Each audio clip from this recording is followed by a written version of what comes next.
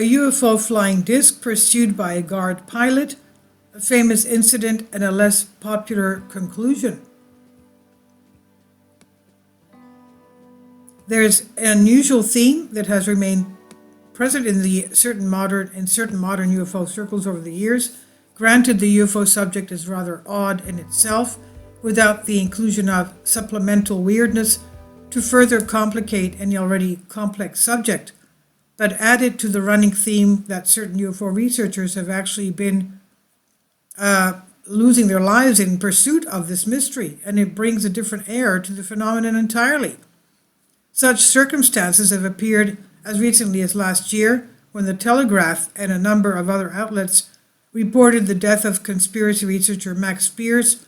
This is really strange. It does seem that UFO researchers are now being targeted, probably to slow the rate of information leaking to the public, said researcher Scott Waring, who offered little in the way of evidence for that claim that UFO researchers are being targeted, let alone who might be doing this strange targeting. Now, in contrast to this, former Ministry of Defense UFO investigator Nick Pope encountered Waring's statements in a tweet saying that the death of Max Spears was a tragedy, but having run the UK government's UFO project, I promise we don't go around doing that to UFO researchers, he said.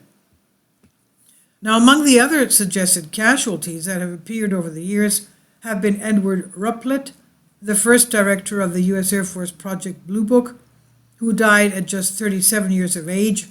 Others include researchers Morris J.K. Jessup, Charles Hall, and pilot Frederick Valentik, whose disappearance over Australia's Bass Strait in 1978 is perhaps the most legitimately strange of those listed here. However, perhaps no UFO-related death had been so often encountered as that of Captain Thomas F. Mantell of the Kentucky Air National Guard, who died while pursuing a UFO in a P-51 Mustang on January 7, 1948. The essential facts about the case are as follows. Shortly after a large flying object was reported by observers near Godman Field at Fort Knox, a group of pilots already in the air were advised to try and locate and pursue this mystery disc-shaped craft.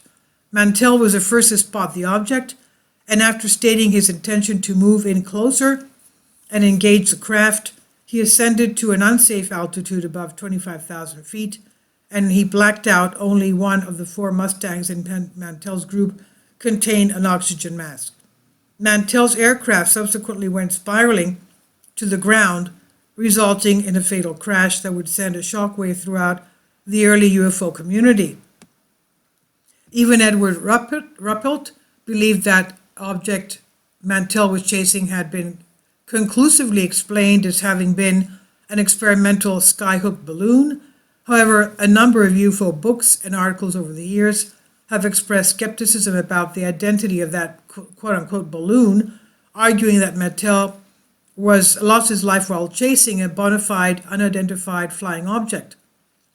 Putting that long-held dispute aside, the Mantell incident is of significance for other reasons, namely due to the fact that, as Ruppelt and others would argue, widely publicized incidents like the Mantell crash and the Gorman dogfight that occurred over Fargo, North Dakota, later that same year, each played a significant role in shaping public opinion on the UFO subject for decades to come.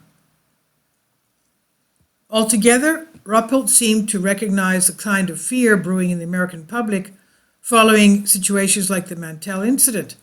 In his view, it was largely unwarranted, of course, having been based on the mistaken notion that it had been a quote-unquote saucer that Mantell was chasing in the first place, and the subsequent judgment that his active pursuit led to his death.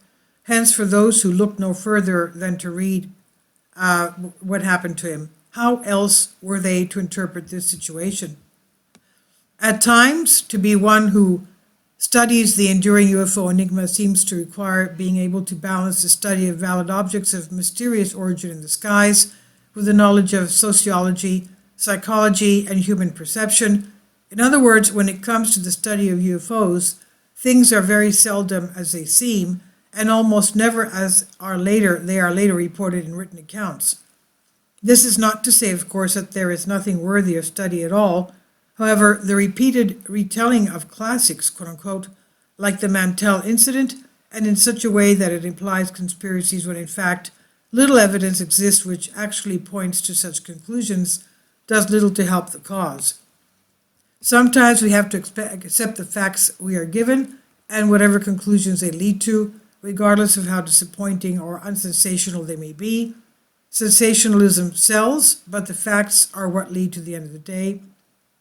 And only then can we begin to glean any truth that may be willing to present itself. This is by Micah Hanks, Mysterious Universe, Unbended Reality. Please leave your comments. Thank you for your support.